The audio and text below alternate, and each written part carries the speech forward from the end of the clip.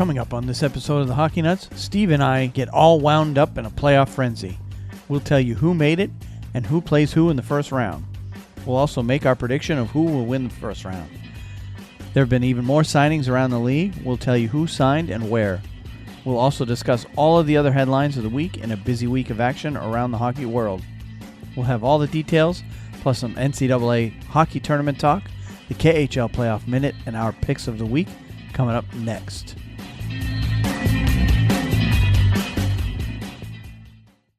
This is the Hockey Nuts Podcast, Season 1, Episode 35, recorded on Wednesday, April 12th, 2017.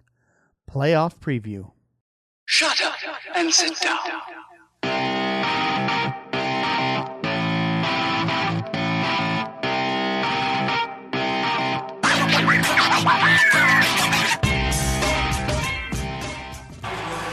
Jordan Wheel is the first shooter for Philadelphia. Here he comes. And he's denied by Eddie Lack, who held his ground and came up with an excellent save. And now it's Brian Bickell's turn. His second career shootout in his 395th and final game.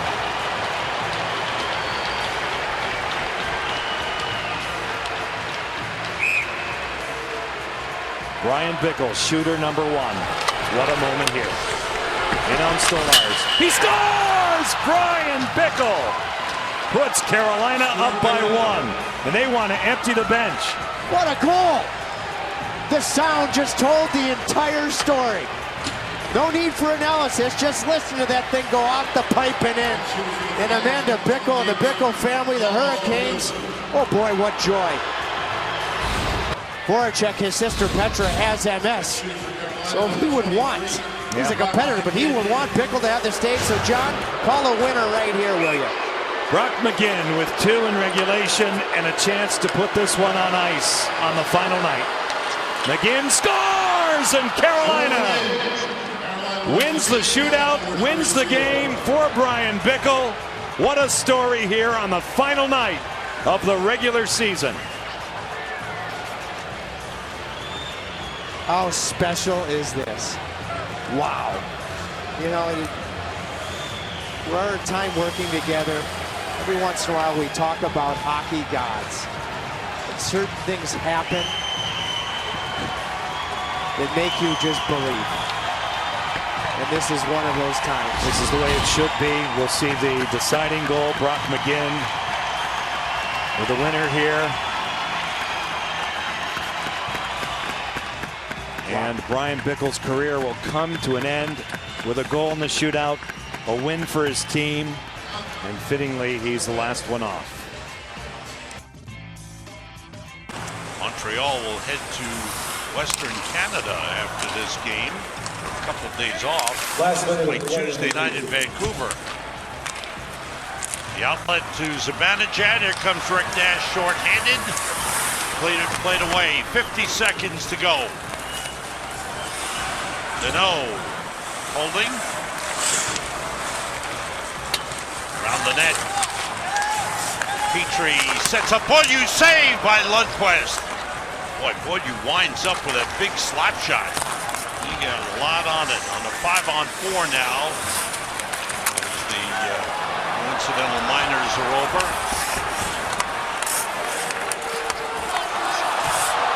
Now Miller and Price got into it. Power play's over. Now it goes over to Miller. Talking to him as a stick on JT Miller. Couple of players. Beaulieu comes over. Somebody should go in and help out JT. Ott's still chasing him around. The game is over. Ott's still.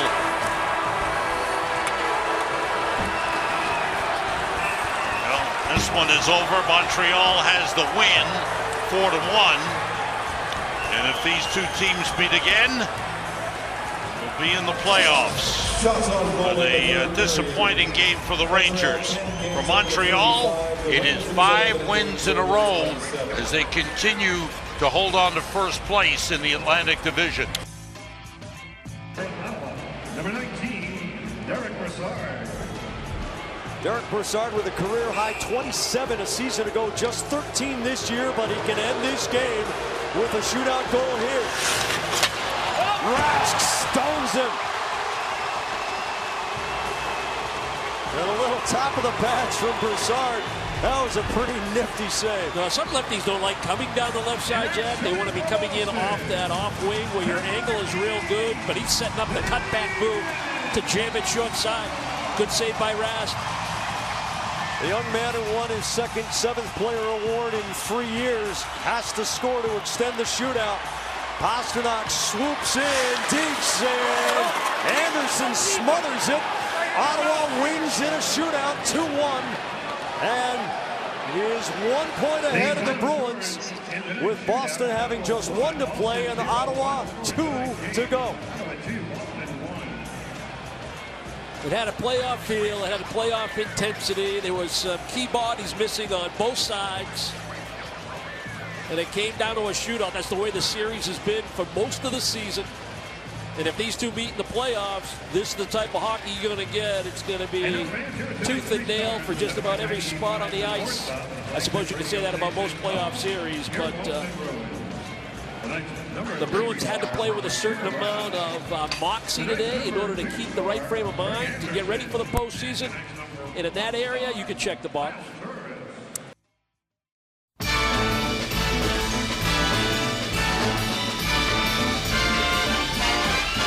It's the most wonderful time of the year. With the kids. Ah, yes, it is, in fact, the most wonderful time of the year. And welcome to the Hockey Nuts Podcast, Season 1, Episode 35. My name is Wayne. I'm here with Steve. How's it going today, Steve? Going great, Wayne. How you doing tonight? Very excited. Very excited.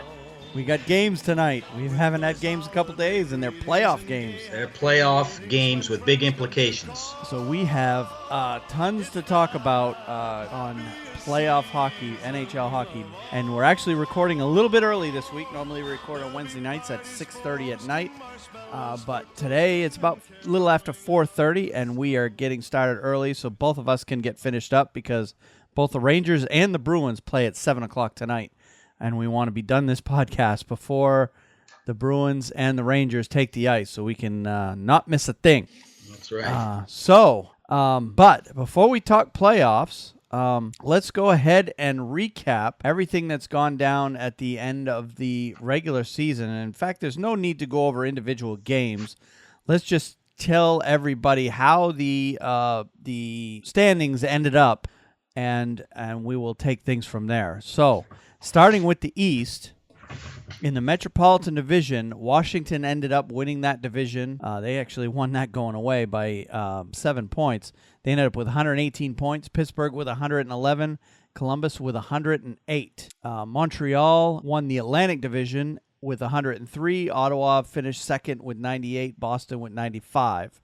And your two wild cards are going to be the Rangers with 102 and Toronto with 95. And everybody else finished on the outside looking in. So that sets up matchups in the playoffs of Washington against Toronto, Pittsburgh against Columbus, Montreal versus the Rangers, and Ottawa versus the Boston Bruins. Any initial impressions on that? As far as I go and my team and our fans out there, Wayne, we knew that we were going to be the number one wild card team for quite some time. Yep. So it's not, and we actually, to be honest, we knew we would probably be paying Montreal for some time. So no surprises there. I'll say this: 95 points to get in the Eastern Conference, a lot of points. Yep. I don't know when it's been that high. Well, it was 96, I believe, last year. And I believe it was 95 or 94 the year before that. So that seems to be the magic number nowadays for the Eastern Conference. That's a lot of points, to get into the playoffs. And I think a lot of that is because of how many teams are in the East. There's 16 teams in the East. So so you got to be that much higher in the standings just to leapfrog everybody else.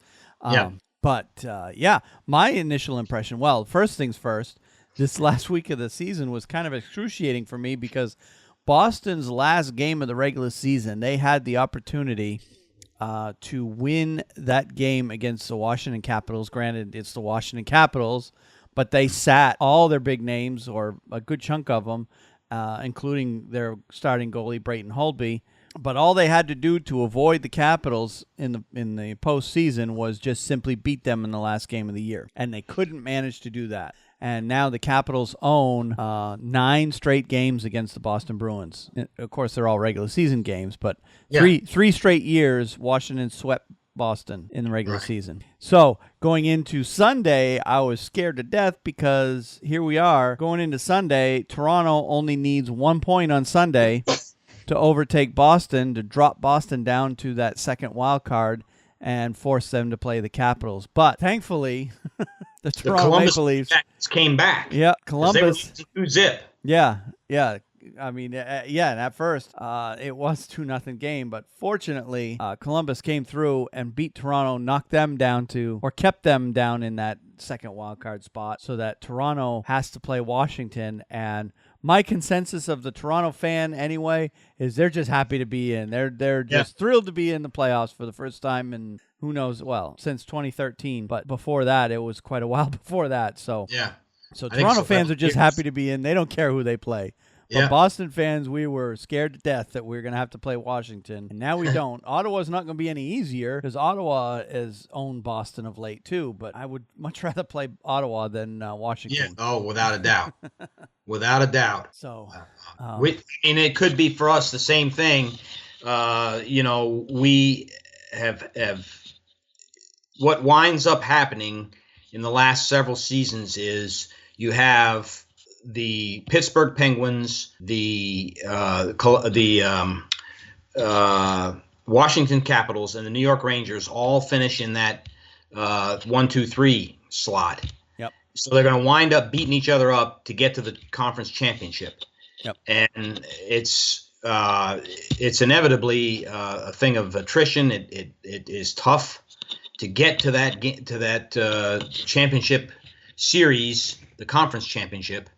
And, but this year we're taking a different route.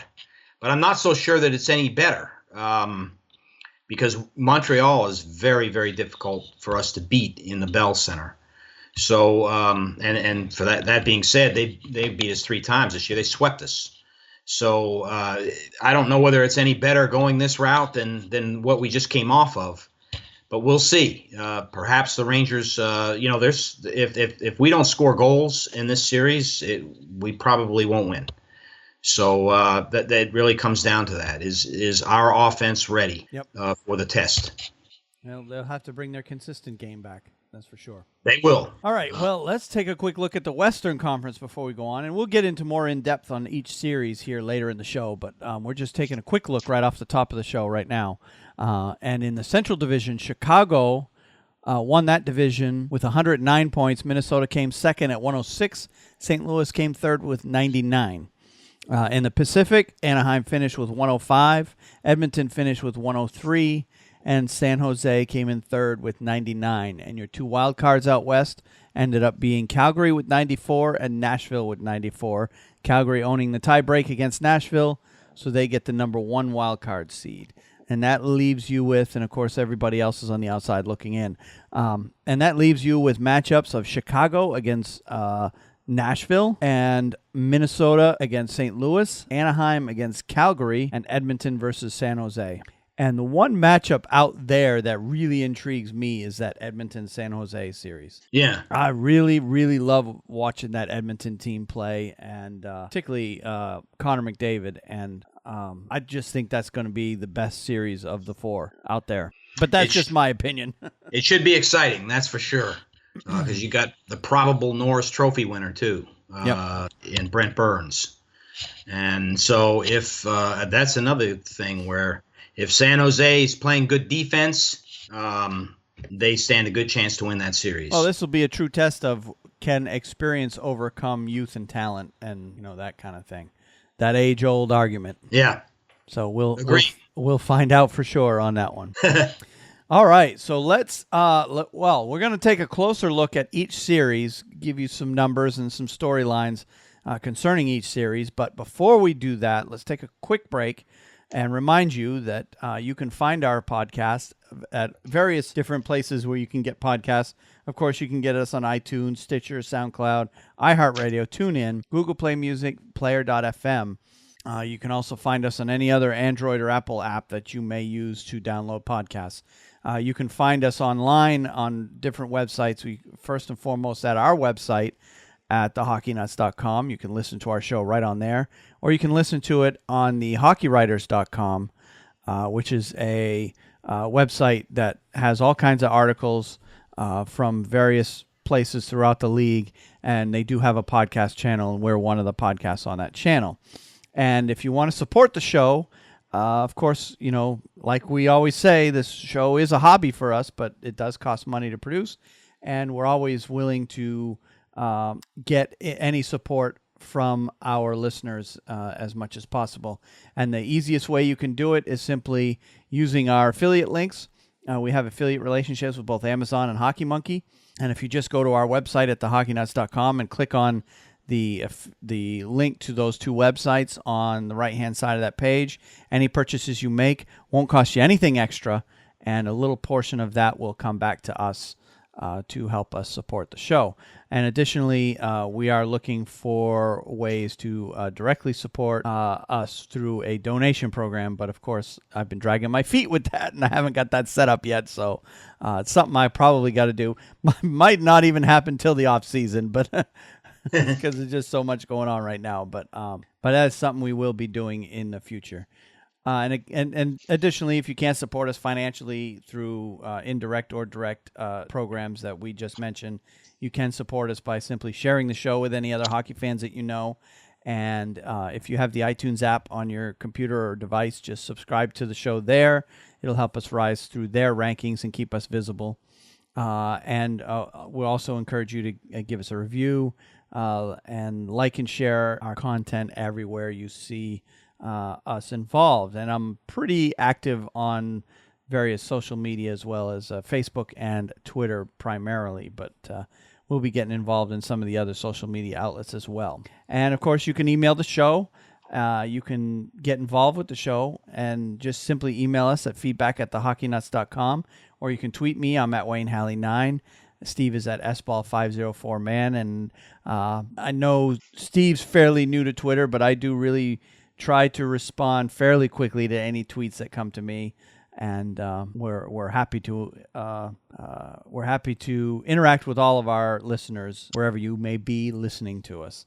And of course, you can reach us on our Facebook page at facebook.com/thehockeynuts. And finally, we do have a YouTube channel where we post the video of us recording this podcast after the fact, and you can find us there. There's a shortcut link at thehockeynuts.com/YouTube. And of course, we do stream the recording of this podcast live on Facebook as well at facebook.com/thehockeynuts. So without further ado, let's get into a series by series preview of every series here going into the playoffs. And I've got them kind of listed pretty much in the order that I found them on NHL.com. There was articles concerning each series, so we'll be talking mostly about those articles that NHL.com put out. And the first one that I came across was Ottawa versus Boston. And the season series between these two teams went all Ottawa. Ottawa won all 4 games against Boston. There may have been 1 or 2 that went to overtime, but I can't remember off the top of my head for sure. But I do know that Ottawa got 4 wins against Boston this year. And this is actually the first time that the two teams have met in the playoffs. So there's no playoff history to go on with these two. Mm-hmm. And there's a few storylines concerning these two teams. Of course, you've got, the Senators overcoming adversity all year long. You've got, the post-concussion syndrome of Clark MacArthur, Craig Anderson's wife and her cancer that she's been fighting, lots of injuries, and most recently the injury to Erik Karlsson is a big topic of conversation in Ottawa, whether or not he'll be ready. They're saying he's going to play, but you know how injuries go in the playoffs. Injuries that keep guys out in the regular season don't necessarily keep them out for the playoffs. So that means he's probably not playing at 100%. Right. I saw the article that said he was supposed to be back and well for the first game of the playoffs. So whether or not he is the Erik Karlsson that we know, the two-time Norris Trophy winner, the captain of the team, the guy that is the go-to guy really on that team, and we'll find out tonight. Yep. But it should be interesting. Craig Anderson usually rises to the occasion for these types of things. He's a very good goalie, especially when the chips are down. And he's been good, especially against Boston too, which is scary to me. But yeah, well, but speaking of injuries too, Ottawa's had their fair share, but Boston's been relatively healthy up until the last week of the season. And in the last two games, they lost Brandon Carlo and Torrey Krug. Mm-hmm. And because of that, the Bruins were essentially forced to sign Charlie McAvoy. And when I saw that, I'm like, no, because they just essentially burning a year of his entry-level contract. So now he's going to go to restricted free agency a year earlier, which down the road kind of sucks. But right now, the Bruins essentially had no choice. They got Carlo that's down, Krug is down. Neither one's going to be ready for game one. Both are considered day-to-day right now, so they could be back in game 2, game 3, or 4, whatever. But in the meantime, they had to look into their system to see who they could bring in to at least step in and replace them. And right now, the best player they have among defensemen is Charlie McAvoy. Yeah. So they ended up signing him. And he's been practicing. I've been following it pretty close. He's been practicing with Zdeno Chara, which is kind of interesting because that's how Krug came in when he first came up. Mm-hmm. The last time the Bruins were in the playoffs, he came out of nowhere and did really well. He was paired with Chara that year. Carlo's been paired with Chara all year this year, another rookie defenseman for the Bruins. So they seem to want to put their young rookies with the veteran back there. So if they make a mistake, a lot of times Chara can overcome. So, right. So I guess that's the thinking there. So looks like Charlie McAvoy will be making his NHL debut here tonight with the Bruins. That's an exciting thing too. He's a great player. So and everybody's saying, yeah, he's a future captain in this league. He's going to be a future number one defenseman for the Bruins. So that's going to be an interesting storyline along this series, and basically the way these, as far as which team is going to win the series, the Senators are going to win the series by keeping it close. They have to keep the score down. They play a very defensive, very tight defensive style, almost completely boring to watch. And then the Bruins are going to have to break through that suffocating defense that they play in order to win. So whichever team is more successful at their style of play is going to end up winning this series. Mm-hmm. So who do you think is going to win this one? I tend to lean towards Boston winning this series simply because I think Tuukka is a better goalie. Yep. And I think if he is playing the way that he's capable of playing, the Stanley Cup Tuukka, he could shut the door on Ottawa, essentially. Yep. Ottawa is not a powerful offensive team. They have guys that can beat you. We just got beat by them on Saturday. But, half our team was on the bench or didn't dress for the game. So, I don't look at Ottawa, at least the way when we play Ottawa, we've been very successful against them. So I don't look at them as nearly as dangerous a team, just speaking strictly on Rangers experience, than I do the Boston Bruins. That's my take on it. I could be dead wrong. Yep. Well, and here's the good news in terms of Bruins fans is concerned anyway, on the Bruins' chances of winning the series. Ottawa can't win games in the shootout. They had 6 shootout wins this year. So their style of play says, okay, let's keep the game close, get it to overtime, so at least we can secure 1 point, and then try to win the game with the shootout or the overtime. Well, they didn't win as many games in overtime, but they got 6 shootout wins. Boston only had 2 shootout wins. So, this shootout is thrown out the window. They're going to have to win by scoring a goal against the Boston Bruins. Right. They can't sit back and win the game 0-0 like they do in the regular season. Right.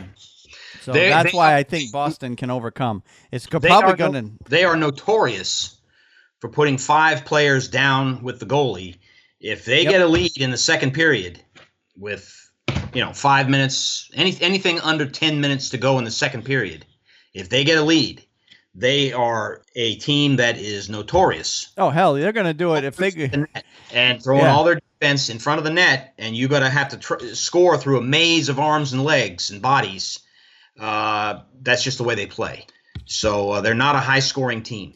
Hell, if they just go up 1-0 in the game, they're going to go into that defensive shell until the team comes. This is how I see the games going. Senators go up 1-0, they go into a defensive shell until the Bruins tie the game, and then they'll start playing normal again. And then if they go up 2-1, they're going to go into a defensive shell, try to win the game 2-1. That's how the Senators play. It's boring to watch, and it's frustrating as all get out, but that's the kind of games that we're in for here with this series.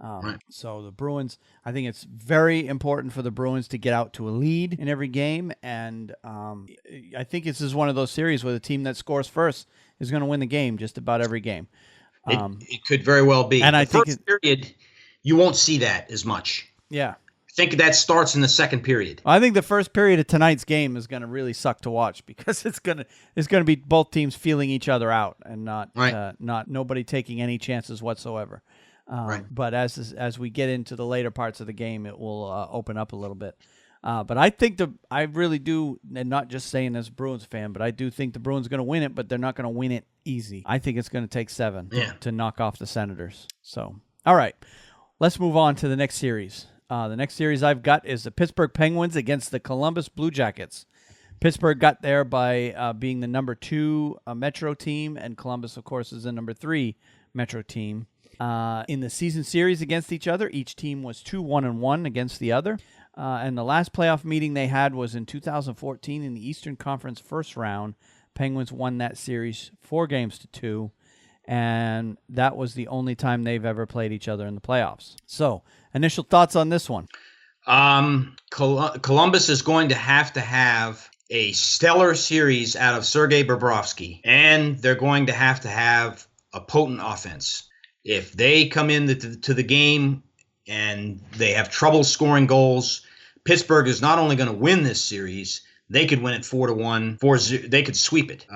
They have to score goals against the Penguins. That's the whole key. And a lot of people say, well, that's the key in any game. It is, but the Columbus Blue Jackets have the capability of doing that. If they don't, if Pittsburgh is up to the task and they're playing the tough, hard-nosed defense that they can play, they could easily sweep this series or win it in 5. Yeah. And that's just the way it is. Because I don't give Columbus nearly as good a chance of winning this series as I do Ottawa winning against Boston. Yep. Yeah, this was definitely a case of Columbus getting a raw deal because Columbus finished probably I don't have the points in front of me, but top 5, would you say? Yeah. Top 5 in points in the NHL this year? And, they might have finished 3rd, Wayne. 108 puts them tied for 3rd with 4th. Puts them 4th overall. All right, I just looked it up. 4th overall with in the NHL, and then they have to face the defending Cup champion Pittsburgh Penguins. So not going to be an easy series for either team. No. In my mind, like you said, Bobrovsky's going to take them as far as he can. If he doesn't play well, they're doomed for sure. Yeah. It's going to be a short series. It's going to be over. But if he plays well, and combining that with the injury situation that Pittsburgh has, they still have several players that are injured and are going to be some of them are going to be missing time. Looks like Malkin will be back for Game 1, but there are several other players that won't be ready. And and another big factor in this series is can Murray get back to the form that he had in last year's playoff. Right. If he doesn't come out well, then Pittsburgh's in trouble. Right. Columbus has to jump on Pittsburgh. Yep. They got to win a game, maybe 2 in the beginning, and get that momentum going their way, and in turn the mental. Pittsburgh, you have to, and I know because we beat them twice in the last 5 years. Yep. One, we went on to the Stanley Cup in 2014. Even if Pittsburgh they were up 3-1 in that series, and we came back and won 3 in a row, and it really was a mental change If you get the momentum going on your side in the series against them, Pittsburgh can fold. But that's hard to do. Yeah. It comes from very good offense. That's what I said. Yep. If Cam Atkinson comes in the game and he's playing stellar and they are getting the defensive play out of Seth Jones and Werenski, and they're getting goals by the guys that are supposed to score for them, they can give Pittsburgh fits. Yep. Yeah. Columbus's big guys have to be their big guys for sure. Yep. But it should be a fun series to watch. I mean, two of the top teams in the East playing each other right away in the first round. One of those two is going home. Yeah. So, the Penguins' experience versus Blue Jackets' relative inexperience. I mean, yeah, they've all been there before, but they haven't made a deep run yet, like Pittsburgh is quite used to. So. Blue Jackets just got to believe they can beat them, and I'm sure they do, but deep down believe they can beat them. Right. And then they might have a chance. All right, let's move on to the next series. Capitals versus Maple Leafs. The season series in this one went 2-1 for Washington, and they've never met in the playoffs. Right, imagine that. Yeah. But as long as both teams have, there's been a lot of these this year where, they never met in the playoffs. So. Right. Which is kind of interesting to see. So obviously this is the big giant gorilla versus the group of young pups that are trying to come up.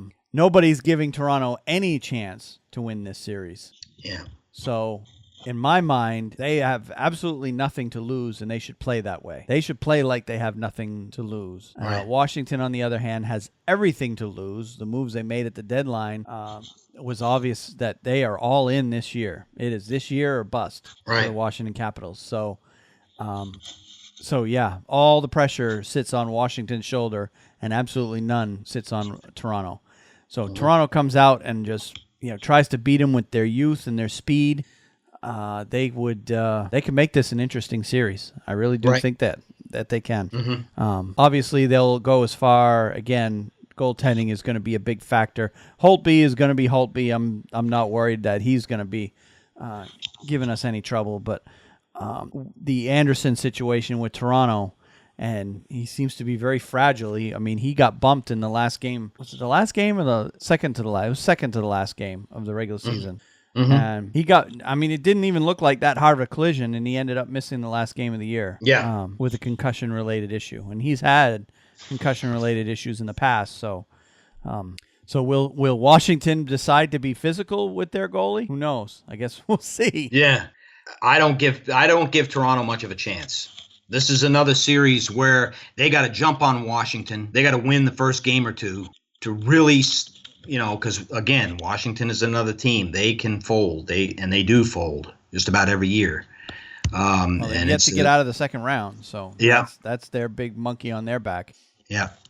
All the pressure's on them, no question about it. But they should be used to that. It's on them every year. And so far they haven't done very well with that. Yeah. But that doesn't mean that they won't this year. And they do have a phenomenal team. They have a veteran-laden team. They have the top players in any position in the league, and they have a very deep team with a good coach. Yep. So, Toronto could Toronto win this series? Of course. Will they win it? The chances are slim. I don't give Toronto much of a chance. I think Washington wins this series. With any consistent and good play that they're used to playing over the year, I think Washington wins it. And Braden Holtby, you're looking at a goalie who won 48 games last year. Yep. That's never happened before except through one man. So that's Marty Brodeur. So no, I'm with you. I think the Capitals will win this series, but I'm hoping that the Maple Leafs will make it interesting. Mm-hmm. Yeah, me too. Yeah. I honestly do. Because right now, Washington seems to be the team to beat in the whole NHL playoffs. And until they start showing signs that they're folding, they will remain the team to beat at this point. Right. So question is, when will they start to fold this year? Yeah. Will it be in the second round like it always is, or can they advance to another round or not? Right. We'll find out. All right, next series is the last one in the East. The Montreal Canadiens versus the New York Rangers. Montreal comes in as the Atlantic Division champion. New York Rangers come in as the number 1 wild card. Montreal won all 3 games in the season series between them. And the last playoff meeting was in 2014, the Eastern Conference Final, and the Rangers won that series 4-2. And they've played each other quite a bit in the playoffs in years past. The Rangers hold a very slim lead against Montreal, which is surprising given Montreal's history. Rangers hold an 8-7 lead in all-time playoff series. So, big storylines in this series. I see this as a goalie matchup more than anything. Yeah. You know, the team that will win this series, I think, will be the goalie that does the most for his team. You got King Henrik Lundqvist against, Mr. Canadian extraordinaire. Carey Price. Whichever one has the better series, in my mind, is the one that's going to win this series. So, but both teams are fast. They're both skilled. This is going to be a very fun series to watch. It really is. It should be. Yep. One of the things that grabs me right away is Montreal is a team that thrives. They're not a strong offensive team, Wayne. They can score, and they have potent play. They're guys that can put the puck in the net. Yep. But they're not. They score off the rush more often than not. Odd man rushes. Yes. Are important. Yeah, their transition game is good, but they play very well, and they have a good neutral zone defense. They can force you to cough up the puck before you ever get to your zone. They play very good at that. And then they break it down, they get the puck to where it needs to go, and they score on the rush. And so the Rangers are going to have to make good passes. They can't be sloppy. They can't play sloppy against the Canadiens. Nope. And when they do get their opportunities, they have to capitalize. They have to be good on the power play. Montreal has a dangerous power play. So I think their power play is 4th in the NHL. So that they are very that's how Montreal wins games. Yep. And the Rangers, they're going to have their work cut out for them. And I, just like you did with Boston, I see this series going 6-7 games, unless the Rangers just stink it up. I think it's Montreal's series to win. The Rangers just haven't played consistently here in the last couple of weeks, three weeks, as they had all season. So I think the pressure is on the Rangers. We've been to the playoffs all these years. I really think there's 7 a years level. in a row, something like that. They've been 7, yep. And 11 of the last 12. Yep. So, the time is running out for some of these guys, and I'm hopeful that the Rangers look at this and look at it in a positive way. We have a chance to go deep in the playoffs this year versus years in the past where we've had to play teams that are just very, very difficult. So,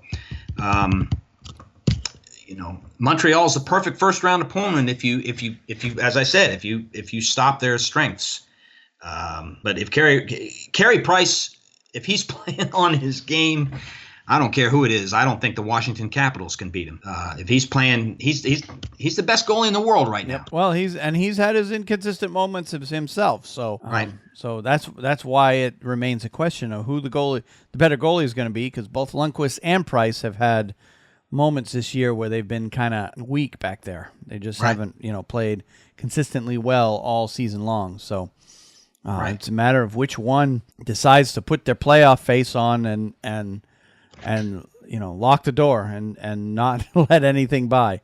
That's right. But both teams can have fast forwards that can do a lot. But like you said, Montreal is not a team that is offensively gifted. They take advantage of opportunities. So the Rangers got to keep their mistakes down to a bare minimum, because when you make a mistake, that's when Montreal makes you pay. That's how they win games, and they win with the power play, and they win with their transition game. And they do play a very defensive style. They sit back, wait for an opportunity, for you to make a mistake, and then pounce on it. That's the way Montreal plays. I like watching Montreal play. You may not like them, but they're not going to throw 5 men at the net when they get up 1-0. No. They're going to keep it wide open. They're going to play that may sometimes cost them games. Yep. But I like that style of play. You know, it's it makes for a fun game to watch. And if they get the lead in the game, they're going to be tough to beat. Not only you got the best goal, one of the best goalies in the world back there in Carey Price, but you got arguably the best defenseman in the world back there with Shea Weber. Yeah. So true. So that it's if they get the lead, it's going to be tough to overcome that. And right. And another interesting thing that I noted, and I think I tweeted you or emailed you on it, was Alain Vigneault playing against Claude Julien. Yes. I believe it's the first time these two coaches have faced each other since the 2011 Stanley Cup Final. And, of course, we all know what happened that year. Yeah, that's true. I think Vigneault is I don't know. I think he's a dynamite coach, and maybe this will be his year where he can overcome Claude Julien. I hope so. I hope so too. Yeah. I think the Rangers stand a good chance. It is just like you said. I think the Rangers have the better offense. And if they focus on their strengths and they limit their mistakes, they'll make this a very interesting series, and they could win it. Yep. Now, what's this Kreider situation? There's a lot of talk about Chris Kreider with the Canadiens. Right. The first time we played them was or the last time you played them in the playoffs. Chris Kreider slid into Carey Price and injured him.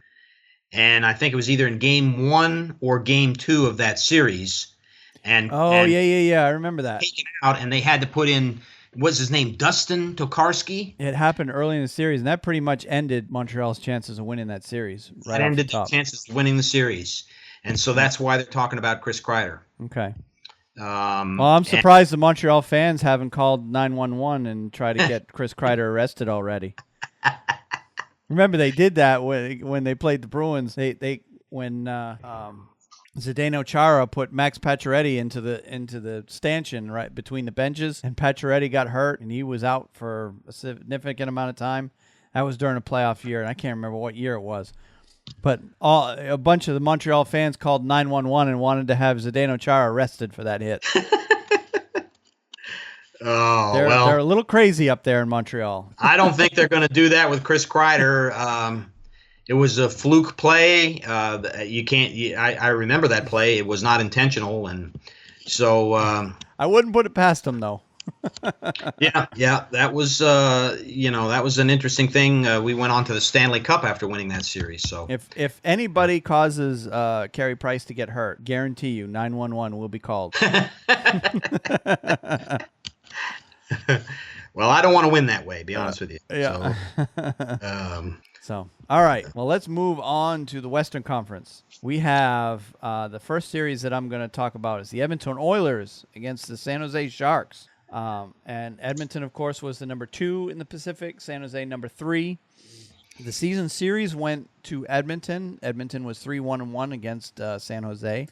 And the last time they played in the playoffs was the last time Edmonton was in the playoffs in the 2006 Western Conference semifinal, which would have been the second round. And the Oilers won that series 4-2. And that was the only time they played each other in the playoffs. So the obvious storylines here with this one is, of course, the status of San Jose, Joe Thornton and Logan Couture. Both are still day-to-day, may or may not play in Game 1. Right. So, and Couture's injury was a puck to the face. I would imagine he'll come back unless his eyesight is affected. They said it scrambled up his mouth real bad. Yeah. I actually watched that play. I don't know if you saw that. He should be able to. Yeah, he basically got his whole... That was a Sidney Crosby puck to the face play, if ever there was one. And yeah, you remember it ripped out the whole left side, I think it was, of Sidney Crosby's mouth. Yeah. He was seriously hurt in that play. So yeah, but I haven't heard it. Because Couture missed the last 7 games of the regular season as a result of that. But usually facial injuries like that, come playoff time, they just throw on a cage and continue playing. Cage or the full face protection so that they can't get hit there again. But who knows there. And Joe Thornton has also got some sort of a knee injury, and originally when he got hurt, he said he'd be ready for the playoffs, but now they're saying he's day-to-day still. So that's the big story there with the San Jose's injury status.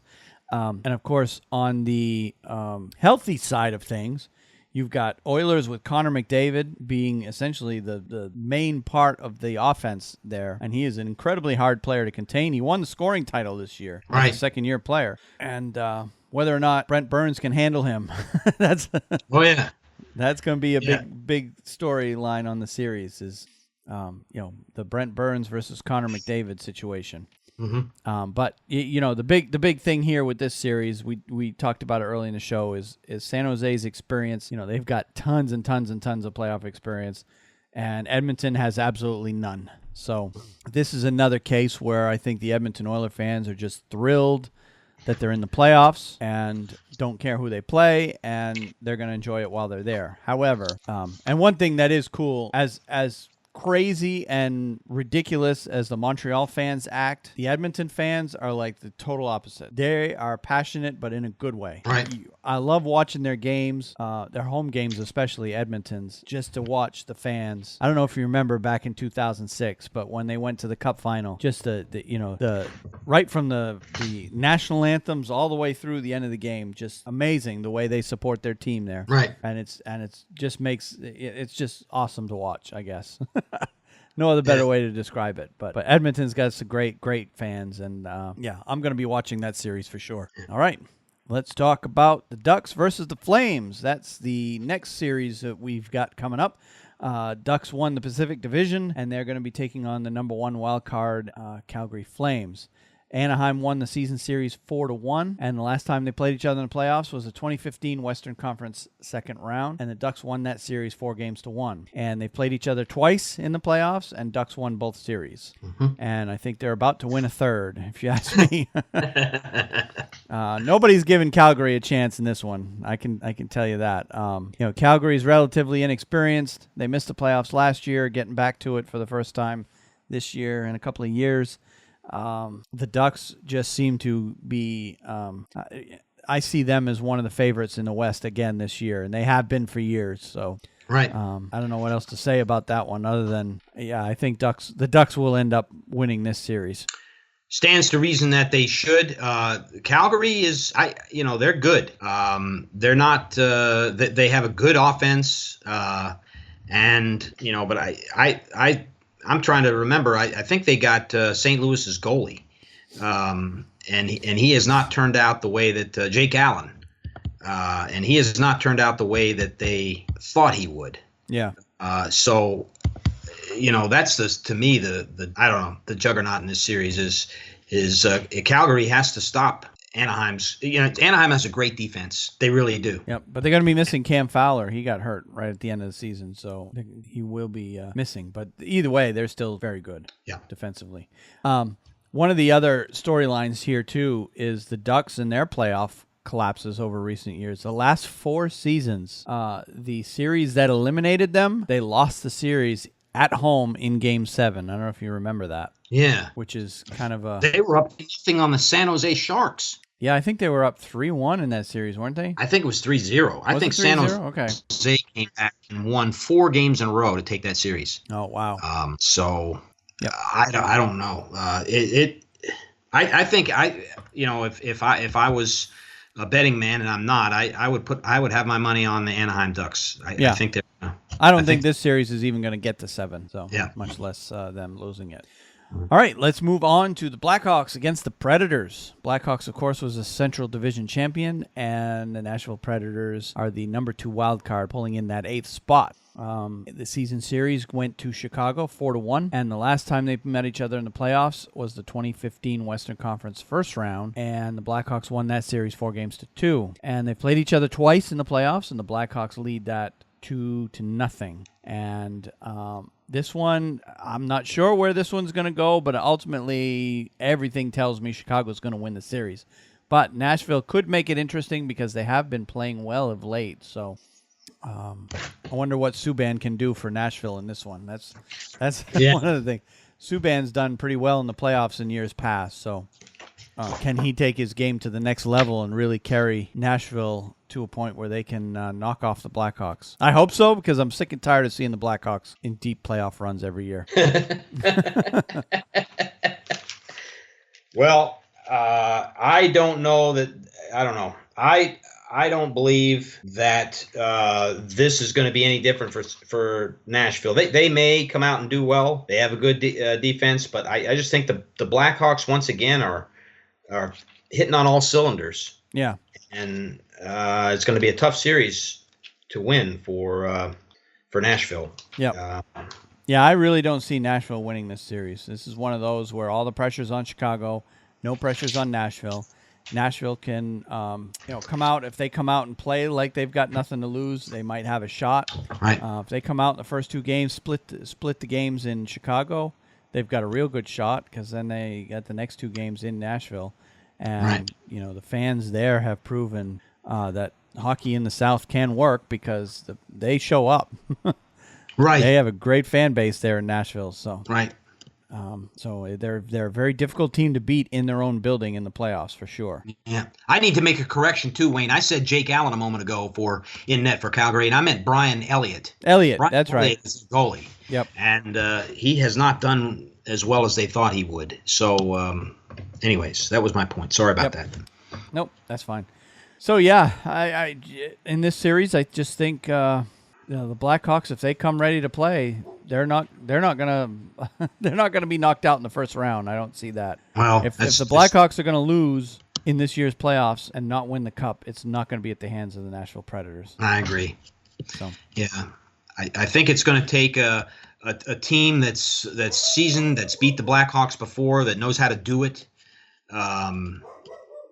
Maybe that's St. Louis, but it's probably a team from the West. To be honest with you, I think San Jose can do it. I think Anaheim can easily do it. Yep. And if Edmonton gets hot and gets going, they could do it. But I just don't know whether the team that beats the Blackhawks this year comes out of the Central Division.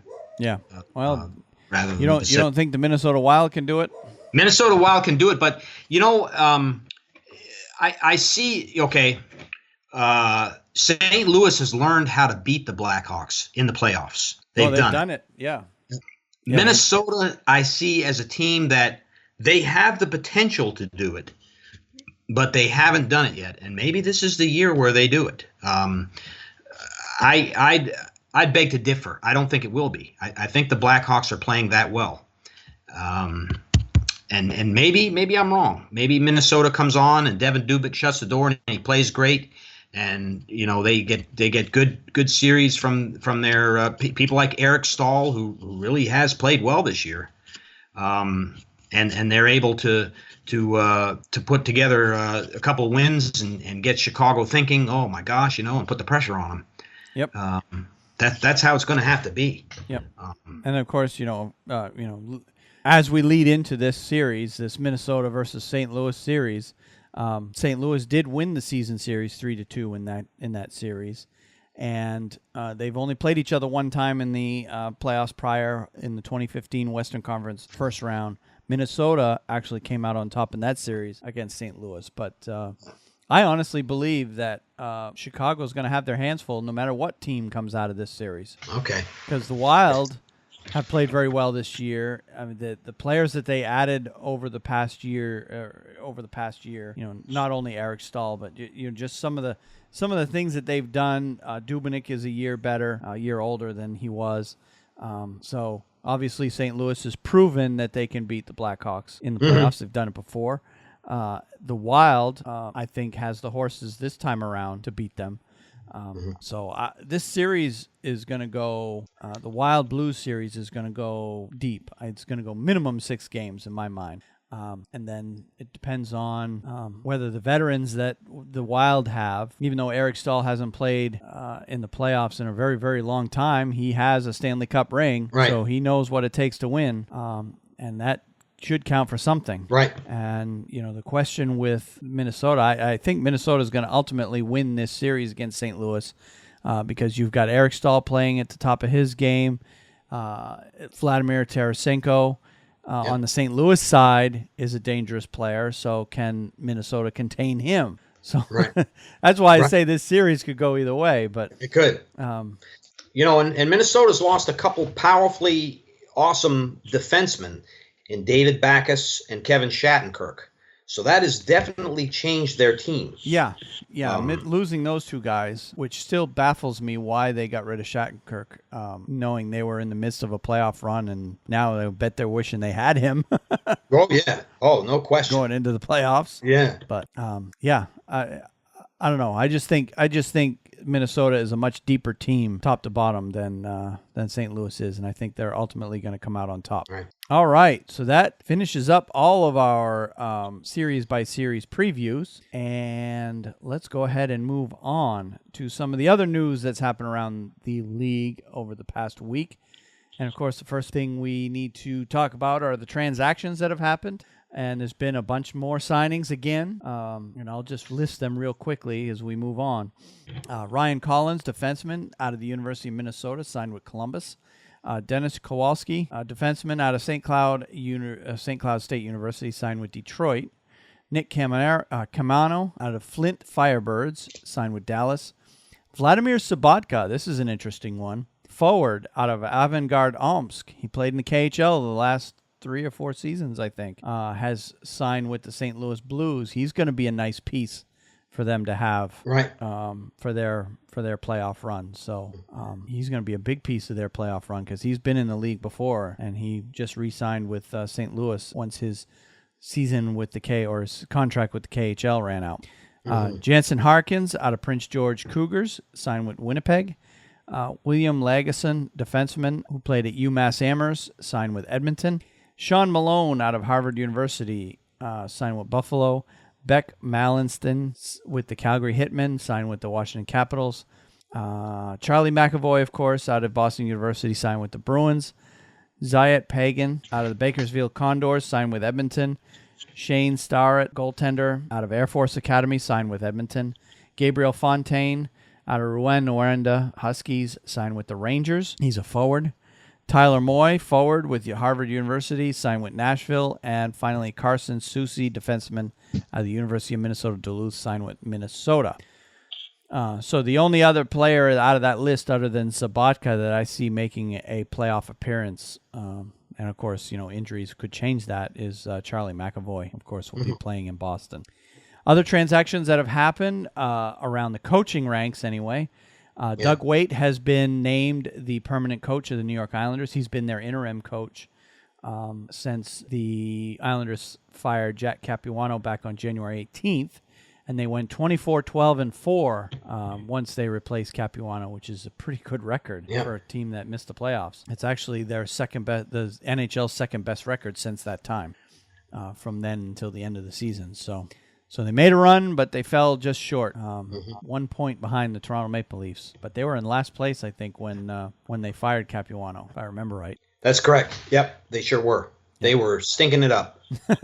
And he brought them back. He really did. But the Islanders have good players, and we'll see how things go in the offseason. Yep. So, and Waite also said that he'll probably make changes to the coaching staff. So current assistants Bob Corkum joined Doug Waite on the bench after Capuano was fired, and Greg Cronin has been an assistant since the 2014-15 season. Both of those guys have UMaine ties. Of course, their GM is a former UMaine goaltender, so no surprise there. All right, moving on. Ken Hitchcock will be named the coach of the Dallas Stars on Thursday. The Dallas Morning News and Sportsnet reported. Hitchcock, who was fired as coach of the St. Louis Blues on February 1st, coached the Stars for 7 seasons and won the Stanley Cup with them back in 1999. He has a .781, .474, and .88 record in 20 NHL seasons with the Stars, Flyers, Blue Jackets, and Blues. Hitchcock won the Jack Adams Award as the NHL's top coach back in 2011-2012 in his first season with the Blues. The Stars announced Sunday that Lindy Ruff's contract would not be renewed. At press conference on Monday, General Manager Jim Nils said he was looking to hire a veteran coach and had already spoken to 3 candidates. He told NHL Network Radio on Tuesday that he was moving quickly and said he was hoping to have his new coach in 3 to 4 days. Hitchcock coached Dallas from 96 through 2002 and is the Stars' all-time leader in wins with 277, 154, 60, and 12 record. Mm-hmm. So they're turning back the clock there in Dallas. Yeah. I'm kind of surprised by that, Wayne. I don't know. I thought that would be the last stint for Ken Hitchcock. Agreed. I thought so too. Yeah, but hasn't he been having some health problems too? I could be wrong. Know. Yeah, don't know there. I could be wrong. Yeah, I just seem to think that there were various factors that I thought that Ken Hitchcock's days as an NHL coach. I mean, he's getting up there in age too, so 20 years as a coach is a long time. Yes, it is. All right. Next story. Willie Desjardins was fired as coach of the Vancouver Canucks on Monday, along with assistant coaches Doug Lidster and Perry Perrin, one day after Vancouver finished the season with 69 points, second fewest in the NHL. In 3 seasons with Vancouver, Desjardins has a record of 109, 110, and 27. After making the Stanley Cup playoffs in his first season, the Canucks have missed the past 2. Vancouver finished the season on an 8-game losing streak and also had a 9-game losing streak earlier in the season. You know what? I think he's getting the raw end of the deal in this one. Vancouver's problem was not their coach. I mean, it may have been part of it, but it's not the most talented team on paper in the world either. No, they're not. The Sedins just recently said they will not play for any team but Vancouver. Yep. But that's really, they don't have much beyond that. They're not talented. Yeah, signing Louis Eriksson certainly was not going to put them over the hump. That's for sure. Yeah. So all that did was give him another winger for the Sedin line. That was a good one, Wayne. Yeah. A subtle shot. Well, Eriksson was a decent player for Boston, but he was one of those. He was reported to be one of those guys when the Bruins players were coming out saying, hey, they needed better leadership in the room, or better, more effort, more drive, more, passion to win. Mm-hmm. And then he was shipped out. Ed just said that, Eriksson's not in it to so much win the cup at all costs, so to speak. Mm-hmm. Certain players are not willing to put it all out there. So I guess Eriksson was one of those guys because they shipped him out of town. So, all right. The last one I have is the Florida Panthers are putting Dale Talon back in charge of their hockey operation. Talon was named the general manager in place of Tom Rowe, who will no longer serve as coach. That announcement came down on Monday. Talon, who will retain his title as president of hockey operations, was GM from 2010 to 2016. Rowe will remain with the Panthers as a special advisor to Talon. Eric Joyce and Steve Ware will continue as assistant GMs. Rowe replaced Talon as GM on May 16th. He took over as coach after Gerard Gallant was fired on November 28th. Rowe went 24, 27, and 10 in 61 games, and the Panthers finished 14 points behind the Toronto Maple Leafs for second wild card in the Stanley Cup playoffs in the Eastern Conference. President CEO Matt Caldwell said that the lack of a clear decision maker hurt the Panthers. And of course, I think that leaves the coaching spot open, doesn't it? All these moves? Talon's going to be the GM. Rowe is going to be a special advisor. Yeah, I think you're right. So they still need a coach. Coaching spot is open. Yep, in Florida. So it looks like they're reorganizing the front office once again in Florida. Yeah. Well, disappointing season for them. I mean, they made the playoffs last year. They won the division, didn't they? Last year? I can't remember. They won the division. They had high hopes this year. Everybody talked them up. And then they fired. I mean, they had a lot of injuries, too. So that kind of killed them. They had injury problems, but, I just don't understand them firing Glenn Gallant. I still don't understand that move. And that's where I attribute their whole season. The players lost confidence or whatever. Yep. That to me was not a good move. Yep. And they weren't playing that bad when they fired him, So but they were still on the outside looking in. So maybe they were hoping the firing would jumpstart the team, but it didn't work. Right. It worked in the Islanders, but it didn't work there. But the Islanders were already too far behind when they did it. All right, so the only injuries I have for this week is the injury concerning Kyle Oposo, and this one's been kind of weird. I don't know if you saw any of the news out of it. I did. Read some articles and also watched it on the news with the NHL Network.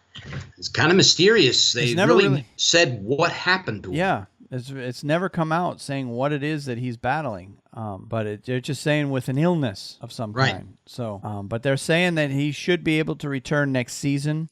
As whatever illness that he's got is, he'll be able to recover from. So, but they're still being very hush hush about what was wrong with him. Right. But he was in the hospital for a few days there. So he was in the hospital. He was in intensive care. And then they moved him to the neurosurgical unit of the hospital in Buffalo where he was. Yeah. And that's sparked a whole bunch of speculation as to what might be going on. But Buffalo never disclosed what the problem was. No. So it was bizarre. Yeah. I normally, if a guy's in intensive care and then is transferred to a unit such as the neurosurgical unit, you get a clear report from someone on the team letting people know, especially the fans, letting the fans know. But lo and behold, he exited the hospital, and so now it seems to be something that they're just not going to discuss. Yep. Yeah, it's weird. Yeah. Strange to be sure. So that's the only injury I had this week. But when I was looking through all the news of the week, one thing that was very apparent was all these players that have been missing, day to day, the last 2 weeks of the season. All of a sudden, every team's got players. Oh, they're going to be great for game one. Yeah. You ever notice that? Yeah, that is. The playoffs is very much they have to put their best foot forward, most teams, Yep. And so there's going to be a lot of players playing in the playoffs that are not 100% going in. That's true. Because you got a lot of injuries around the league that are enough of an injury to keep them out of regular season games. But now that it's playoffs, you're seeing a whole bunch of these players come back. Mm-hmm. So, and they rush these players back, and you're seeing that all over the league. So I mean, you name the team, every team's got probably one player that sat out the last 1 to 5 games with injuries that all of a sudden is going to have them back for game one tonight. So, right. So, it's just the nature of the beast. Playoff games are more important, and they'd rather have a healthy, whoever it is, you name it, healthy. We'll use Evgeny Malkin as an example. They'd rather have Malkin at 85% versus another player at 100%. Yeah. So it's the time of year where players play hurt. And That's everybody's hurting. And then when the Stanley Cup, or as teams get eliminated, the days following the teams getting eliminated, you hear about all the injuries that they had that were not disclosed. Right. Yeah.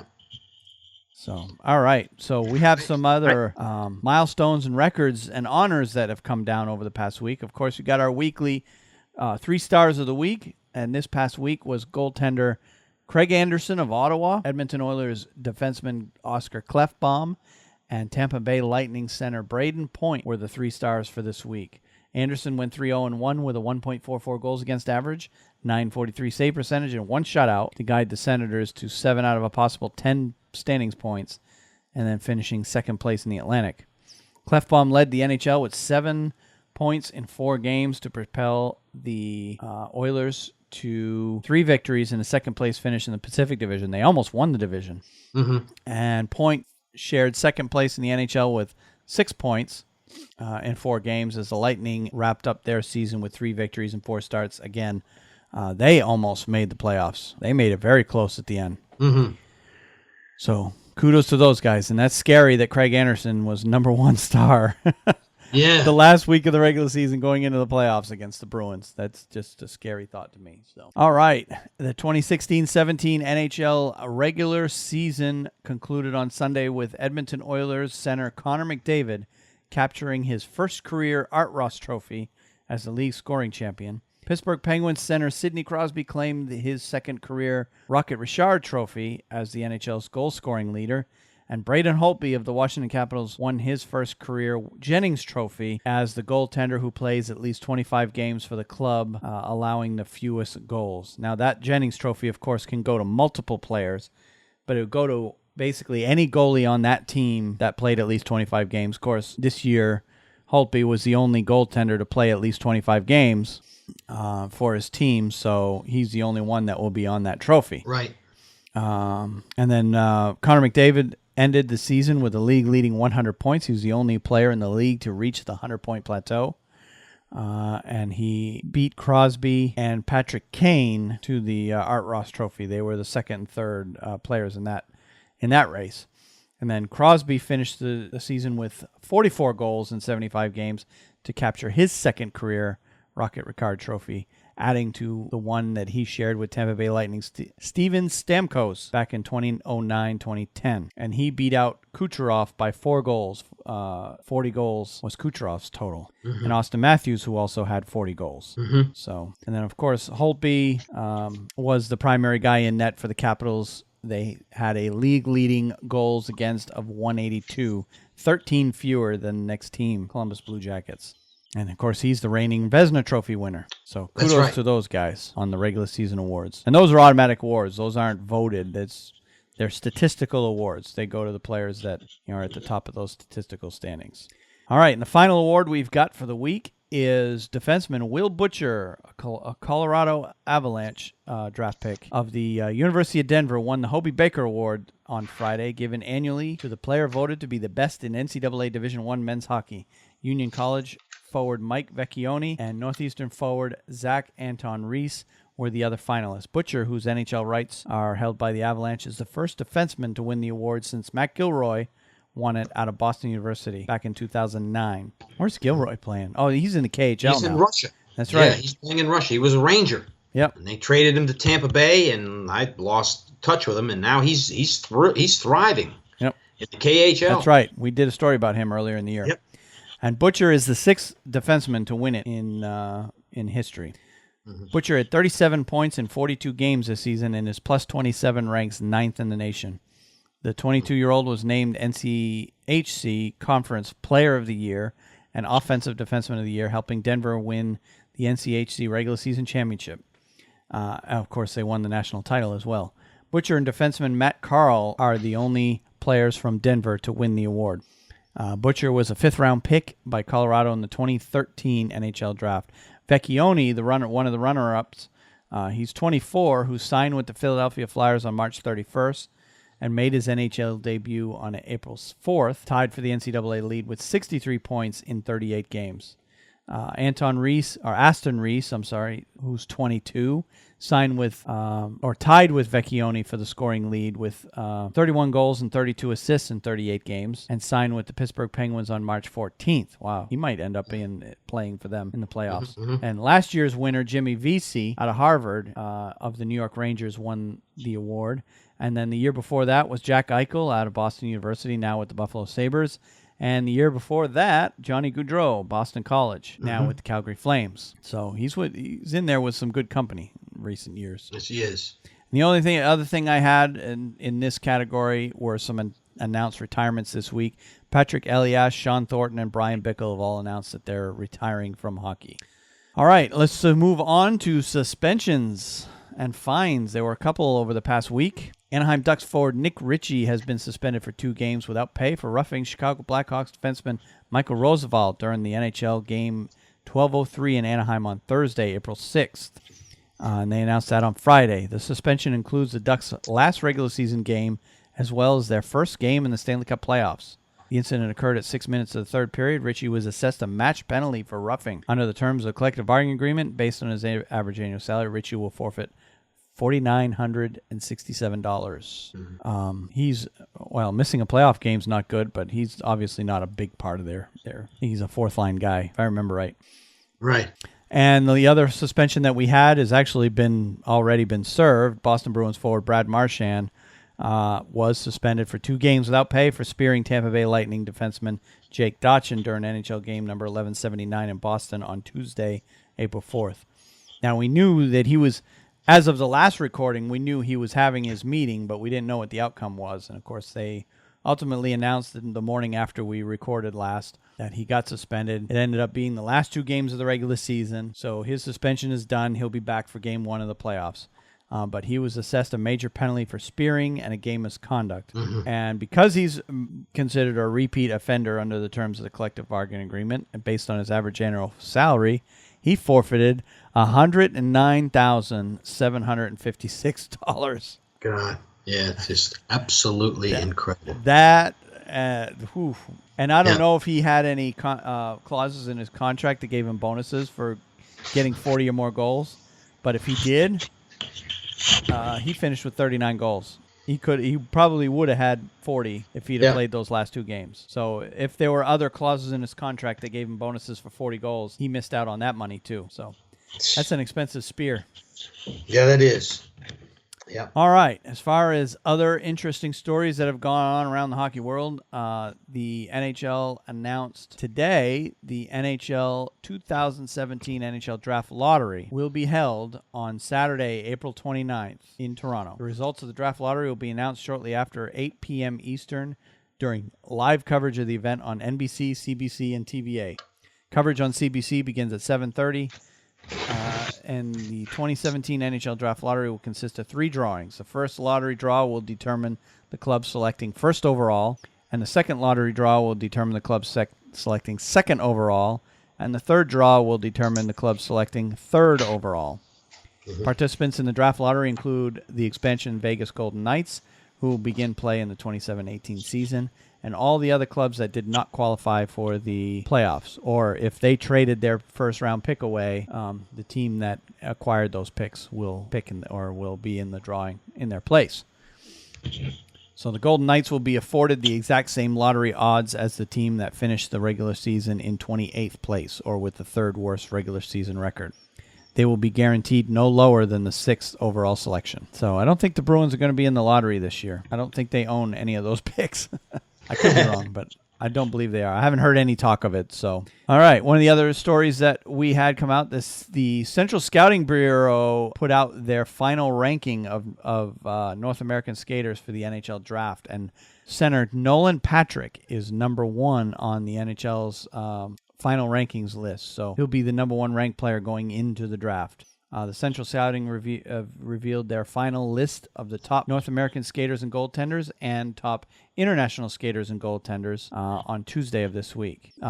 Patrick is the son of former NHL player Steve Patrick and nephew of former NHL player James Patrick. I'm sure you remember James Patrick. No, I don't remember James Patrick. Former Ranger. I do not remember him. Played a bunch of years for the Rangers in the 80s. Interesting. So Nolan Patrick is number 1 despite missing 35 regular season games because of upper body injury and all 4 WHL playoff games because of a lower body injury. So the number 1 skater on the Central Scouting Bureau's international list is forward Klim Kostin, who's 6'3", 196, out of Dynamo Moscow in the Continental Hockey League. All right. There's a bunch of other players that are listed in my show notes that are at the top of those lists. And if you want those players, you can certainly see those, the list of players. Just go to the show notes and you'll see those. But I do want to note the top American or North American goalie is going to be Boston University's freshman Jake Ottinger, who is number 3 in the midterm rankings. He elevated himself to number 1. So he led Hockey East with a 2.09 goals against average in league games and became the 9th BU goaltender named to a Hockey East All-Star team. So very good. So Jake Ottinger will be drafted this year, and maybe he'll sign. All right, and the final news I've got for the week is concerning the Women's World Championship. I don't know if you saw that game. Didn't see it, but heard about it. Yep. Of course, once again, USA played Canada in the gold medal game, and it went to overtime, and Hillary Knight scored in overtime to give the U.S. a 3-2 win against Canada in the gold medal game at the Women's World Championship. And it was a home game for the USA, so it was held at USA Hockey Arena in Plymouth, Michigan on Friday. Knight blocked a shot in the defensive zone and trailed Kendall Coyne up the ice. Coyne then made a drop pass to Knight, who shot past goalie Shannon Zbatos. The United States won the World Championship on home ice for the first time ever. Megan Acosta gave Canada a 1-0 lead 1 minute into the game, but Casey Bellamy tied it at 1-1 a little more than 3 minutes later. Bellamy's goal 42 seconds into the second period gave the United States a 2-1 lead. Canada tied it 2-2 on Brianne Jenner's power play goal with a little more than 10 minutes to go in the third. And then the United States outshot Canada 40-30 in the game. U.S. goalie Nicole Hensley made 28 saves. Zbatos made 37. The United States and Canada, of course, have a long history in women's hockey. They've played 3 overtime games in this tournament alone, and the U.S. won 1-0 last year, and Knight also scored an overtime winner to defeat Canada in 2011. And the bronze medal game of that tournament, Finland beat Germany 8-0 to win the bronze medal. So looked like a three-team tournament this year in the women's. And that's kind of how it's been in women's. It's essentially been a two-team tournament for a while now. It's just a matter of who wins. Years past, Canada owned the upper hand, but in recent years, it's been all U.S. So, and I'm sure that will change. Sorry, Canada. USA wins the gold again. All right, let's move on to the HockeyNuts.com power rankings for this week. And it is your week, Wayne. It is my week. And for this week, I kind of separated. I put a space in between. If you look in the show notes, put a space in between the 16th and 17th teams, because pretty much for the rest of the season, our power rankings, we're only going to be looking at the top 16 teams. Actually, it'll dwindle down even further than that. As teams get eliminated, we'll stop talking about them in the power rankings. But for this week, I'm actually shaking things up quite a bit. The way I looked at it this year is not so much who finished with the best records, but because of how the matchups lay out in the playoffs, who the higher ranked teams in this week's ranking are the teams I feel are most likely to advance the furthest in the playoffs. So, for example, I've got Columbus dropping from 4 all the way to 9 because, well, they're going to have to play Pittsburgh in the first round, and they're going to go out in the first round. So they can't possibly be in the top 8 if they're not going to advance past the first round, right? Yeah. All right. So that's my thinking going into this rankings. All right. So, and if you want, and 17 through 30. Good doing this show with you each week, I Wayne. know, right? I'm throw that in there right now because I see the subtleties and what you're really saying between the lines. And sometimes, the fans out there that don't know you don't get to see that. But I'm going to throw that out there and say that you're a very clever guy there. So, yeah. So anyway, if you want to see rankings 17 through 30, well, you really don't need to see it. Just look at the NHL standings. I laid them out exactly in that order. So, but at 16, I've got Toronto because obviously Washington's going to beat them up. So I put Toronto in at number 16. Number 15, I put Nashville. Number 14, I've got Ottawa. Number 13, I've got Calgary. Number 12, I've got St. Louis. Number 11, I've got Edmonton. Wow. Number 10, I've got Montreal. And number 9, I've got Columbus. So obviously, I've got those 8 teams I just named are the ones that I feel will probably not advance past round 1. Now, moving to the teams that I think will advance past round 1, I've got number 8, Boston. They'll be the worst team to advance out of round 1, in my mind. Number 7, San Jose. Number 6, Minnesota. Number 5, Pittsburgh, who drops from 3. Number 4, Anaheim. Number 3, the Rangers. Wow. Yeah. My goodness, Wayne. Thank you. And number 2, Chicago. And number 1, Washington. I got to say this. You got up to about 5, and I was like, wait, he must have put the Rangers in the lower 8. I must have not heard him. I was surprised, quite honestly, there. Yep. So that's good. Well, having seen these, I think they're going to get by Montreal. At least I'm hoping they're going to get by Montreal. I believe that's going to be a good series. Yep. Yeah. So, but just putting them in the top 8, I think they're the 4th best team out of that group of 8 that's going to advance. Yeah. So that's why I put them at 4. Yep. All right. Enough NHL talk. Let's move on to the NCAA Minute. Yes, sir. And this one's going to be a short one. Pretty much Frozen Four happened over the past weekend. That's right. And just to remind everybody, in the Frozen Four, we had Denver against Notre Dame in one semifinal. We had Minnesota Duluth against Harvard in the other semifinal. And the Minnesota Duluth game and against Harvard was a fun one to watch. Minnesota Duluth barely got by Harvard, scored in the last minute of the game, which is a terrible way to go out if you're Harvard. Very heartbreaking.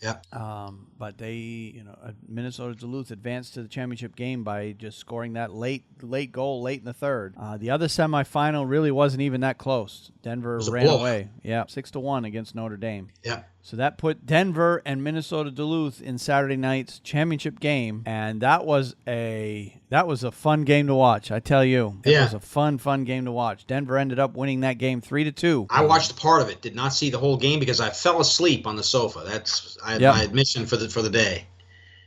But yeah, it was a great game.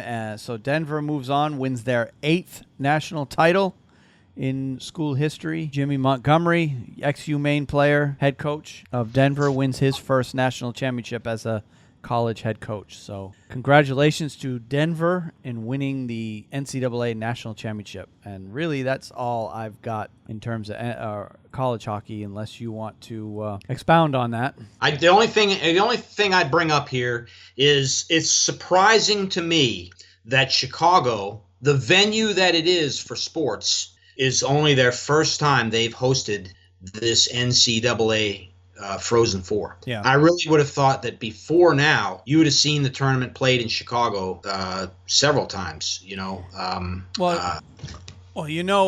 Up until about I can't remember when it started happening, but late 90s, early 2000s, they weren't playing the Frozen Four at NHL arenas for a long time. It just wasn't drawing the crowds. The first national championship that Maine won back in '93 was held in Milwaukee at the United Center, which is an American Hockey League building. And all the national championships back in those years and everything prior to that were always held at smaller arenas. And for a long time, going way back, this is in the '80s and even before that. A lot of times the tournament was held at the home rink of the higher seeds. So for a lot of years they weren't using NHL arenas. That's a relatively new thing. But I can guarantee you though, Chicago won't be the last time they do it. That was my next point. It was packed. Yeah. It was packed. Yep. I didn't see any empty seats. And listen, I lived there for 2 years. They can throw a party. Yep. Chicago can put on a very good show for people coming to town to visit and go to the games. It's a perfect place for it. Yep. And I think it was a success. That's my point. And next year they move on to it just slipped my mind. Where are they going next year? I can't remember. Is it the Target Center in Minneapolis? No? Yes. I think it is. Where the Minnesota Wild play now. Right. Yep. Right. Yep. You're right. In St. Paul.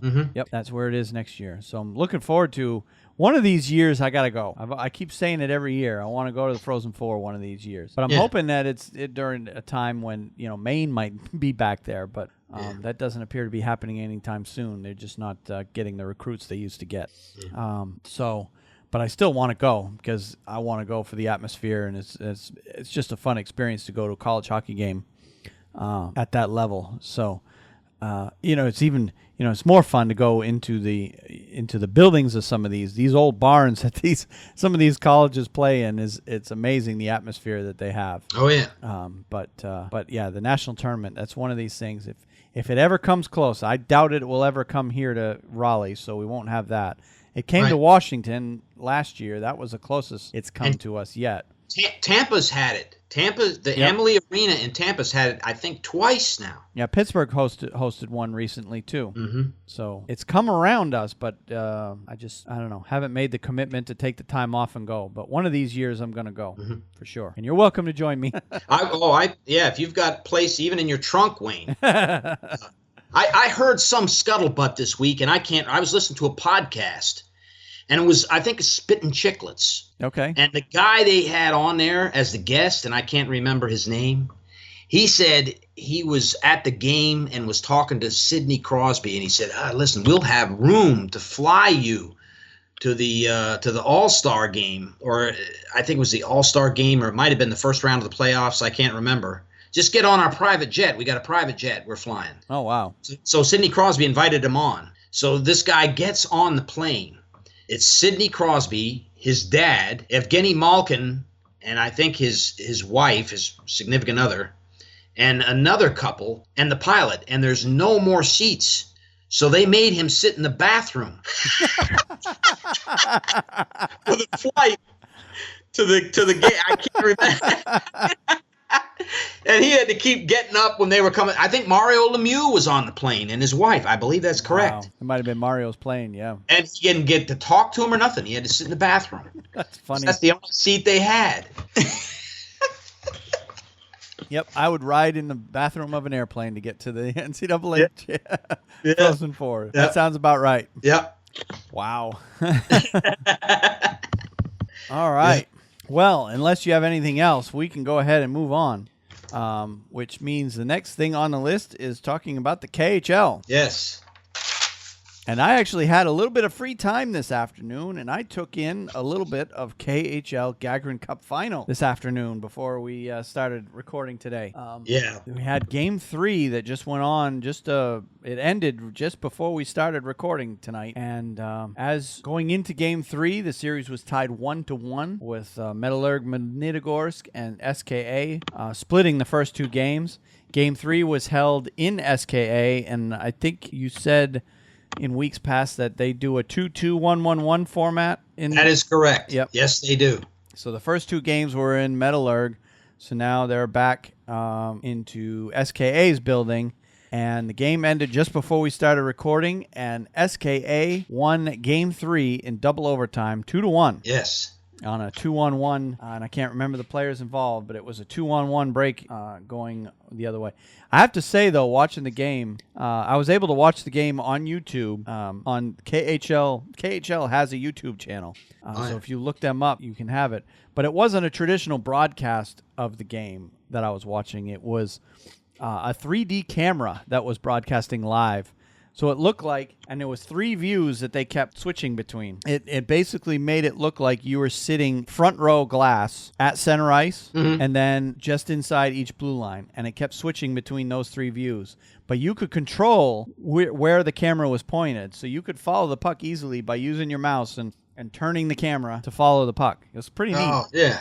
So I watched the game just essentially doing it that way. One thing that jumped out at me at watching this game was the intensity in this series is not what we're used to from the NHL. You know, Russians are not quite as physical players as the NHL guys are, I guess, is probably the best way to put it. Right.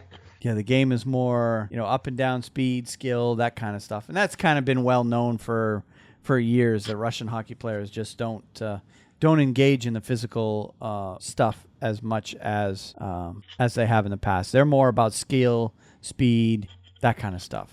So, but it just seemed like there wasn't as much intensity as a result. But the fans were into it. The fans were constantly cheering, and they had these chants, kind of like soccer fans do, chanting throughout the game. Different chants. St. Petersburg, isn't that the capital of Russia? Not anymore. It used to be. Moscow has been for quite some time. But Moscow is, okay. Yeah, years and years and years ago, St. Petersburg was, before it became Leningrad, and they switched the capital to Moscow, and Moscow's been ever since. But St. Petersburg is the second biggest city in Russia. Right. In fact, it's the second biggest city in Europe. Is it? Okay. Yeah. Moscow's the largest city in Europe, and St. Petersburg is the second largest. Okay. If you want to call Russia Europe. Don't know whether that's true, but parts of Russia is Europe, I guess. Yeah. Yeah. Most of Russia is in Asia, but yeah. But yeah. So anyway, we're sitting at 2-1 SKA going into Game 4, which is at SKA. So they can jump out to a 3-1 lead here if they win that next game at home. Yeah, that's going to be a very interesting series.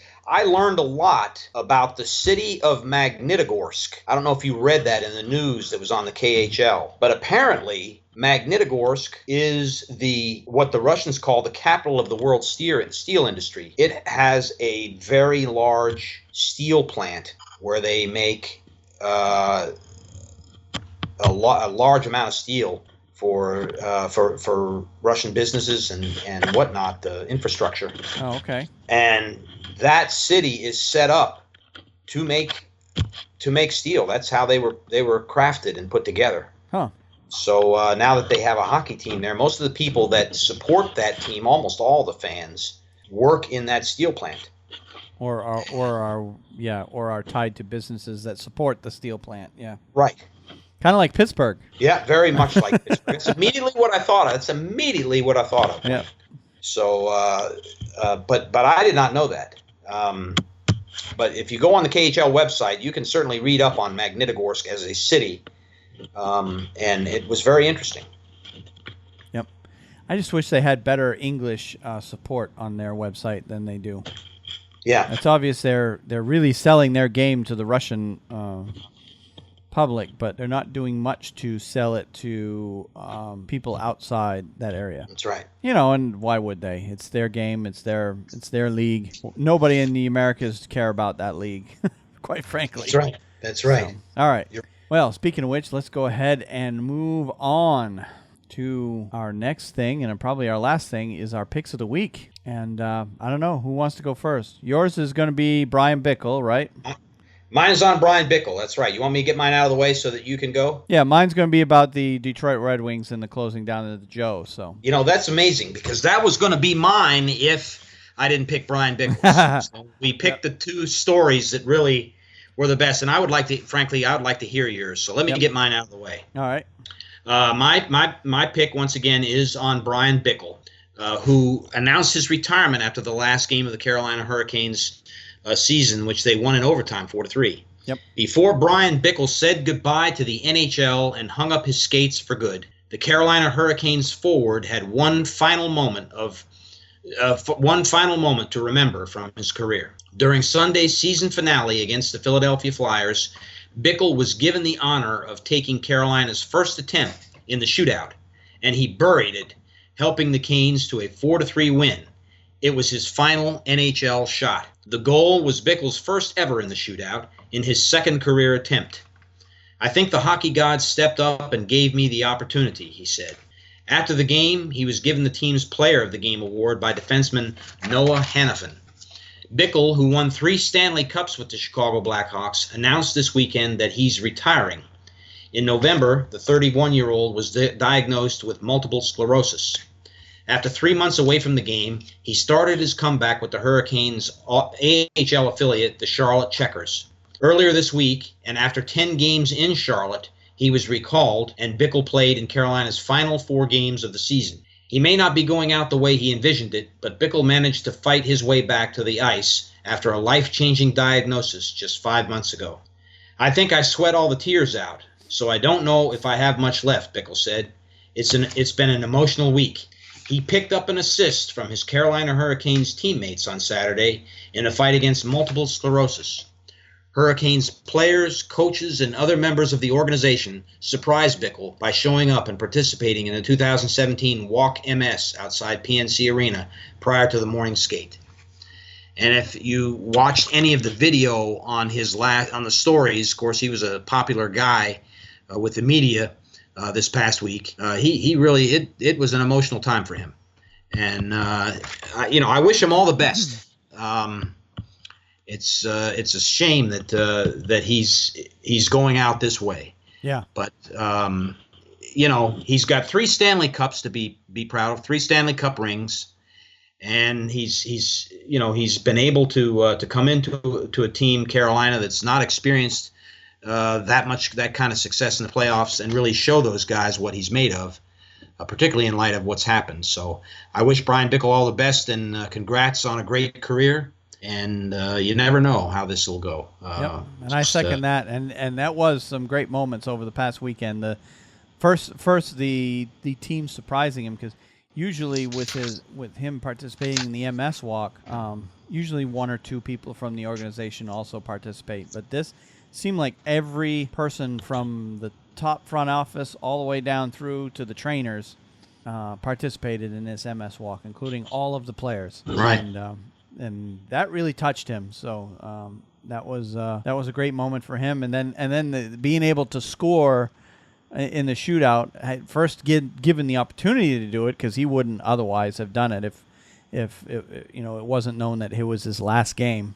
Of course, right. Carolina has nothing on the line there, and it was a great goal too. He came right in and he shot it past the goalie with authority. I mean, he put that thing. Yes, he did. He almost put it through the net. He shot it so hard. So a great moment for him to be able to at least get a shootout goal if he couldn't get a goal on the ice. And I know that they were trying to get him a goal as well during the regular part of the game, but they just couldn't get him in a good spot to do it. But they gave him the opportunity in the shootout, and he delivered. So great moment for him. Great way to end a career. And we wish him the best of luck as he continues his fight with MS. All right. So we'll move on to mine. Mine is obviously about the Detroit Red Wings, and there were a couple of stories that came out during the week, or the last game, essentially, of the Joe Louis Arena. As we all know, the Joe Louis Arena is closing after this season. And the couple of stories I got from NHL.com, and first one starts out, talk about perfect timing. The game that would close Joe Louis Arena forever after 37 years also happened to be the 1,000th career game of beloved Detroit Red Wings forward Henrik Zetterberg. It was a celebration on top of a celebration, and of course Zetterberg gave the fans a thrill, scoring a second period goal and sending the crowd into a frenzy. Before their game against the New Jersey Devils on Sunday, the Red Wings held a ceremony for Zetterberg where he was given gifts and pre-recorded messages from teammates Nick Kronwall, Swedish hockey legends Henrik Lundqvist, Erik Karlsson, and Nick Backstrom, and former Red Wings greats Pavel Datsyuk and Steve Yzerman, flanked by his wife Emma, son Love, and father Goran, and Red Wings Executive Vice President General Manager Ken Holland, and Detroit legend and Hockey Hall of Famer Ted Lindsay. Zetterberg received a Tiffany crystal from the NHL, and the Red Wings gave him a Rolex watch. Zetterberg also received a golf lover's dream from his teammates. Kronwall and the Red Wings forward Justin Abelkader handed Zetterberg the itinerary for an all-inclusive golf trip that includes 5 rounds at Marion Golf Club in Haverford, Pennsylvania, which has hosted the U.S. Open golf tournament 5 different times, and Pine Valley in New Jersey, which was ranked as the world's top golf course for 2017 by Golf Digest. Wow. Zetterberg became the 7th player in Red Wings history to play 1,000 games, and he ranks 7th in franchise history in points. He boosted his career point total to 904 with the goal and an assist off Thomas Tatar's first period goal. He was named the game's first star after the 4-1 victory. So also in that game, we had another story that came out. Detroit Red Wings forward Riley Sheehan couldn't have picked a better time to end his scoring slump. Sheehan scored his first 2 goals of the season, including the final goal in Joe Louis Arena history in that same 4-1 victory against the Devils on Sunday. Sheehan flicked a wrist shot over Devils goaltender Corey Schneider at 7:09 in the first period. He was playing his 80th game of the year and was on pace to become the first NHL forward to finish a season with more than 100 shots and no goals. He scored on Franz Nielsen's pass with his 107th shot, getting cheers from the Detroit fans and a celebration from his teammates. The goal came 1 year after he scored his previous goal against the New York Rangers on April 9th, 2016. There are a lot of things I will remember about my career, and scoring the last goal here will definitely be one of them, he said. I'll have that for the rest of my life. And then defenseman Nick Kronwall said, I can't remember the last time I've been that happy to see a guy get a goal. Maybe when Nick Lidstrom finally got a hat trick. That's the only thing I can think of that's close. Red Wings captain Henrik Zetterberg was just as pleased at Sheehan's second goal. He's gone through so much this year. He's had so much bad luck, but he's out there helping us every game, Zetterberg said. We were all so happy to see him get one. And then he gets the last one ever in this building. That was perfect. So 2 great stories to come out of the weekend in Detroit. Of course, you know, the Joe Louis Arena is closing, and they've got a new arena starting next fall. I would imagine they're probably tearing down the Joe, aren't they? I heard they were because, as you know, Detroit is bankrupt. So they need the space so that they can build something immediately that's going to make money for the city and bring in revenue. Well, that's a prime spot too. It's right on the river. So so prime real estate for anybody that's. But anyway, well, you know, they're not closing it just because of that. Obviously the Joe's been around a long time. It's kind of outlived its usefulness. It's, at some point every team's got to move on and get a newer, better, modern arena. So, and from every account, the Little Caesars Arena is going to be pretty spectacular. So anyway, good moment for the Detroit Red Wings fans anyway, for any that were part of that. All right, that's it. I don't have anything else. Same here. We got a lot to talk about next week, though. We're going to be probably 3 or 4 games into conference series by then. We'll have a pretty good idea of who's going to come out of the series by then. So we'll have more coverage on the NHL playoffs next week. Also next week, we didn't get a chance to talk about it this week, but we're going to get into what our personal picks are going to be for the individual awards. And the awards that we're going to be predicting are, of course, the Hart Trophy, the Lady Byng, the Vezina, the Calder, the Norris, the Masterton, Ted Lindsay Award, Jack Adams Award, Selke Trophy, and the Clancy Trophy. So all those awards we'll talk about next week. We didn't get a chance to do it this week, and we'll both give our picks on who we think are going to win those awards. I don't think they've named any nominations other than a couple of those awards, the Masterton Trophy and the Clancy. Every team nominates one player, so obviously we've got 30 players to choose from on who we think is going to win those awards. Right. But we'll give us our picks on those. And, of course, more playoff talk. And by then, the KHL should be wrapped up, and we'll have a champion in that league. So, once again, I'd like to remind everybody that, you can find us on the Hockey Writers podcast channel on the hockeywriters.com website. You can find us on our website at thehockeynuts.com. And then you can find us where every podcast can be found, places such as iTunes, Stitcher, SoundCloud, iHeartRadio, TuneIn, Spreaker, Player.fm, Google Play Music, and, of course, your favorite Android or Apple app. And, of course, we thank those who have supported us by making purchases through our affiliate links through Amazon.com and thehockeymonkey.com. And we encourage you, if you haven't done so and you want to support the show, to use those links. And all you got to do is just go to thehockeynuts.com, click on the Amazon link or the Hockey Monkey link, and then any purchases you make after that, a little bit goes back to us, and it doesn't cost you a dime extra. So we appreciate everyone who's using those. And finally, if you want to get in touch with the show and get involved, you can reach me on Twitter. I'm at Wayne Halley9. Steve is at SBall504, man. You can give us feedback at feedback@thehockeynuts.com. You can reach us through our Facebook page at facebook.com/thehockeynuts. And, of course, our YouTube channel, shortcut to it is hockeynuts.com/YouTube. So unless you have anything else, Steve, we're going to go ahead and wrap it up so we can go watch some hockey. I think that's it.